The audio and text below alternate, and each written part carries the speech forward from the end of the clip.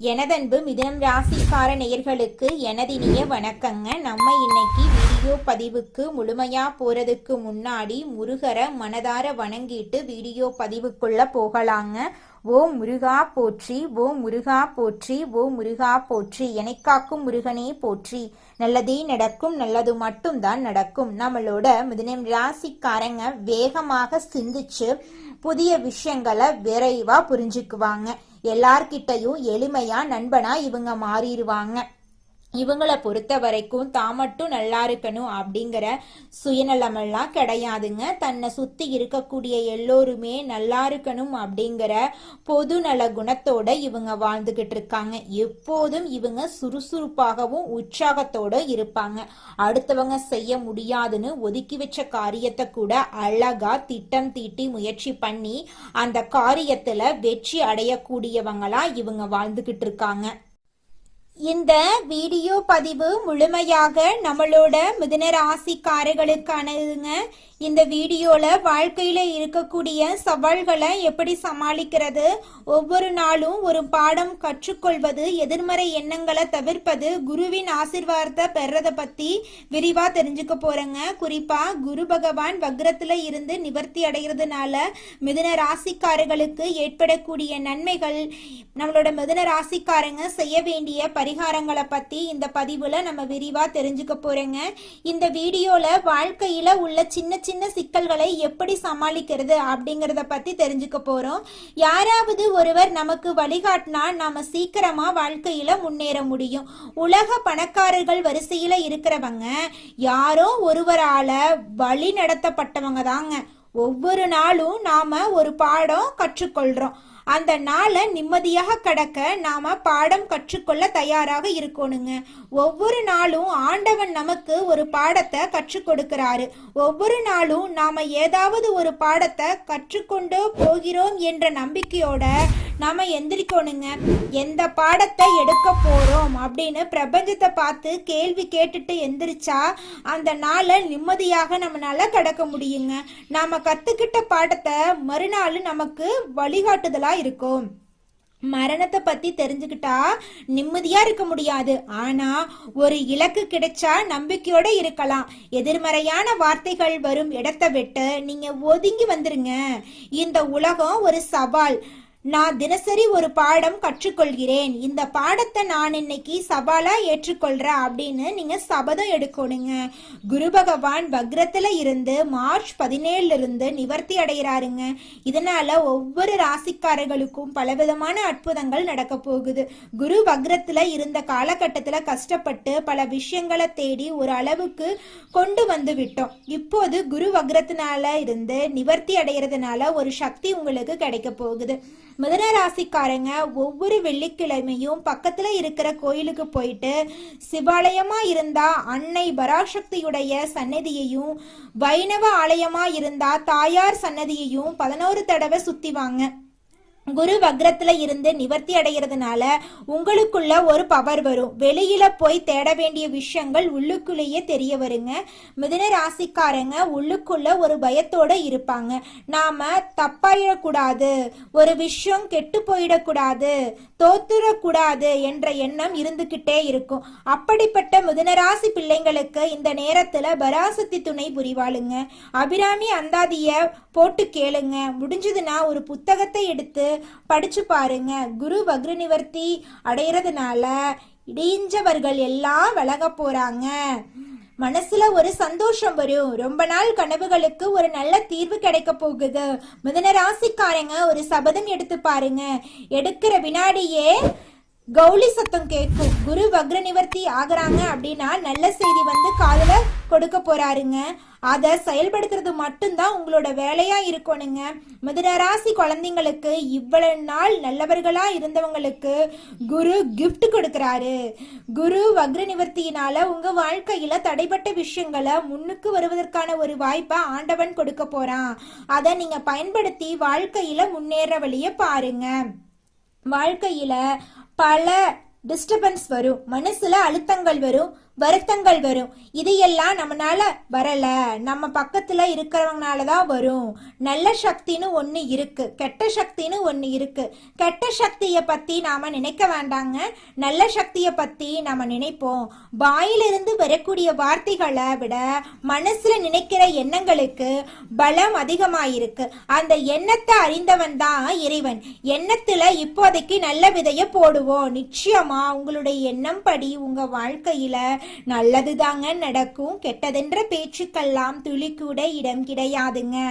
நீங்க வாழ்க்கையில முன்னேறாம இருக்கிறதுக்கு உங்களோட சூழ்நிலைகளும் உங்களை சுத்தி இருக்கிறவங்களும் மட்டும் காரணம் கிடையாதுங்க. நீங்களும் உங்க வாழ்க்கையில முன்னேறாம இருக்கிறதுக்கு முக்கிய காரணமா இருக்கீங்க. ஏன் அப்படின்னு பாத்தீங்கன்னா, இந்த விஷயத்த செஞ்சா, இந்த சொல்ல இவங்க கிட்ட சொன்னா இவங்க ஏதாவது பேசுவாங்களோ, அவங்க ஏதாவது பேசுவாங்களோ, இவங்க ஏதாவது நினைப்பாங்களோ, அவங்க ஏதாவது நினைப்பாங்களோ அப்படின்னு ஒரு விஷயத்த பேசுறதுக்கும் ஒரு செயலை செய்யறதுக்கும் அடுத்தவங்க தப்பா நினைச்சிருவாங்களோ அப்படின்னு யோசிச்சு நீங்க வாழ்க்கையில முன்னேற்றம் அடைவதற்கான எந்த ஒரு விஷயங்களையும் செய்யறதே கிடையாதுங்க. முயற்சி பண்ணாதாங்க வாழ்க்கையில வெற்றி அடைய முடியும்.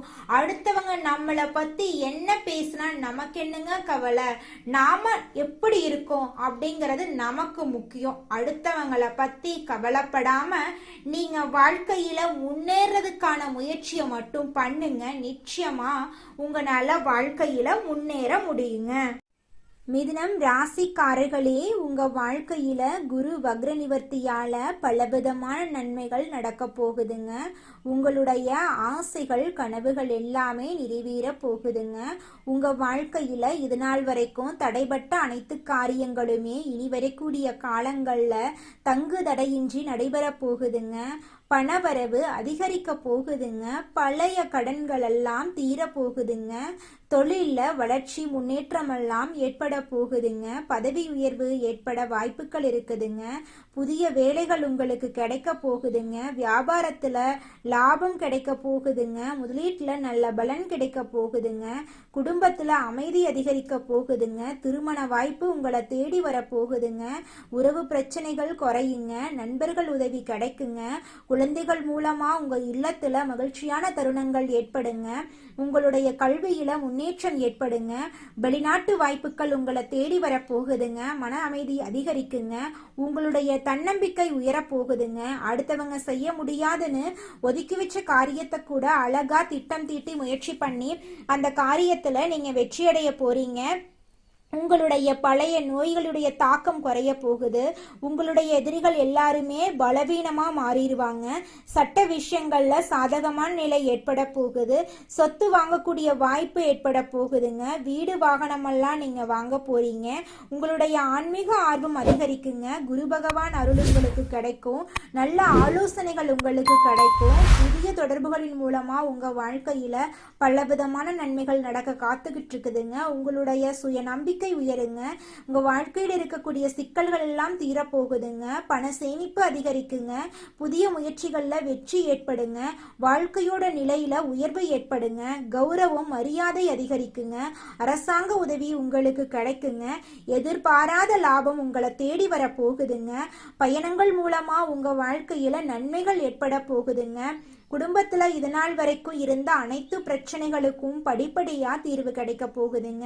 திருமணம் ஆகாதவங்களுக்கு உங்களுக்கேற்ற சரியான வாழ்க்கை துணையோடு திருமணம் நடக்க போகுதுங்க. நல்ல முடிவுகளை எடுத்து நீங்க வாழ்க்கையில முன்னேற போறீங்க. உங்களுடைய அறிவு வளர்ச்சி அடைய போகுது. வாழ்க்கையில பலவிதமான நன்மைகள் எல்லாம் நடக்க போகுதுங்க. உங்களோட வாழ்க்கையே சொர்க்க வாழ்க்கையாக மாற போகுதுங்க. ஜோதிட சாஸ்திரத்துல 3வது அமைந்துள்ள ராசி தாங்க நம்மளோட மிதுனம் ராசி. நம்மளோட மிதுனம் ராசிக்காரங்க தைரியசாலியா இருப்பாங்க. மிதுனம் ராசியனுடைய அதிபதியின் புதன் பகவானுங்க. மிதுனம் ராசியில் இருக்கக்கூடிய நட்சத்திரம் யாராருன்னு பார்த்தீங்கன்னா, மிருகசீரிசம் 3, 4ஆம் பாதங்க, திருவாதிரை, புனர்பூசம் 1, 2, 3ஆம் பாதம். இவங்க எல்லாரும் நம்மளோட மிதுனம் ராசியில இருக்கக்கூடிய நட்சத்திரங்க. புதன் பகவான் மிதுனம் ராசியை ஆட்சி செய்யறாருங்க. நம்மளோட மிதுனம் ராசிக்காரங்களுக்கு நட்பு ராசியா இருக்கக்கூடியவங்க யாராருன்னு பார்த்தீங்கன்னா, ரிஷபம், கன்னி, துலா, பார்க்கலாம். இவங்க எல்லாரும் நம்மளோட மிதுனம் ராசிக்காரங்களுக்கு நட்பு ராசியா இருக்காங்க. மிதுனம் ராசிக்காரங்க வாழ்க்கையில எவ்வளவு கஷ்டம் வந்தாலும் தைரியத்தை விட மாட்டாங்க. முயற்சி பண்ணிக்கிட்டே இருப்பாங்க. அடுத்தவங்க செய்ய முடியாதுன்னு ஒதுக்கி வச்ச காரியத்தை கூட அழகா திட்டம் தீட்டி அந்த காரியத்துல வெற்றி அடையக்கூடியவங்களா இருப்பாங்க. நம்மளோட மிதுனம் ராசிக்காரங்க எப்போதுமே சுறுசுறுப்பா இருப்பாங்க. மீன் போன்ற அழகிய கண்களை கொண்டவங்களா இவங்க இருப்பாங்க. இவங்களுக்கு சோம்பேறித்தனம் சுத்தமா கிடையாதுங்க. இது நாள் வரைக்கும் உங்களை பெத்த அம்மா அப்பா கூட உங்க உணர்வுகளை புரிஞ்சு நடந்திருக்க மாட்டாங்க. ஆனா இனி வரக்கூடிய காலங்கள்ல உங்களோட அப்பா அம்மா உங்களை மாதிரி ஒரு பையனை பெத்ததுக்கு என்ன புண்ணியம் பண்ணனே தெரியல அப்படின்னு சொல்லுவாங்க. அந்த அளவுக்கு உங்க வாழ்க்கையில பல விதமான நன்மைகள் நடக்க போகுதுங்க. ஏங்கம்மா நீங்க வேற நல்லது நடக்குன்னு சொல்லி காமெடி பண்றீங்க. எங்க வாழ்க்கையில எங்கம்மா நல்லது நடக்குது? நாங்க வாழ்றதே பெரிய விஷயமா இருக்குது. நீங்க வேற ஏங்கம்மா அப்படின்னு நீங்க நினைக்கிறது எனக்கு புரியுதுங்க. வாழ்க்கையினா இன்ப துன்பங்கள் கலந்துதாங்க இருக்கும். என்ன உங்க வாழ்க்கையில இது நாள் வரைக்கும் துன்பம் மட்டும்தான் இருந்துச்சு. ஆனா இனி வரக்கூடிய காலங்கள்ல இன்பம் மட்டும்தான் இருக்க போகுது. உங்களோட வாழ்க்கையே அருமையான வாழ்க்கையாக மாறப்போகுது. இனி வரும் காலங்கள்ல உங்க வாழ்க்கையில இன்பம் அதிக அளவுல நடக்க போகுதுங்க. உங்கள் வாழ்க்கையில் மேலும் நல்லதெல்லாம் நடக்க நீங்கள் செய்யக்கூடிய பரிகாரம் என பார்த்தீங்கன்னா, உங்கள் வீட்டுக்கு பக்கத்தில் இருக்கக்கூடிய வயதான முதியவர்களுக்கு உங்களால் முடிந்த உதவிகளை செஞ்சுக்கிட்டு வாங்க. இந்த உதவியை செய்யறதன் மூலமாக நீங்கள் செஞ்ச பாவங்கள் நிச்சயமாக குறையுங்க. உதவி செய்யணும் அப்படிங்கிறதுக்காக நீங்கள் ஆயிரக்கணக்கில் லட்சக்கணக்கில் பணம் செலவு பண்ணணும் அப்படிங்கிற அவசியம் கிடையாதுங்க. உங்களால் முடிஞ்ச அளவுக்கு ஒரு வேளை முதியவர்களுக்கு உணவு வாங்கி கொடுத்தா கூட போதுங்க. இந்த உதவியை செய்யறதன் மூலமாக உங்கள் வாழ்க்கையில் நல்லது தாங்க நடக்கும். நல்லது மட்டும்தாங்க நடக்கும். நன்றி, வணக்கம்.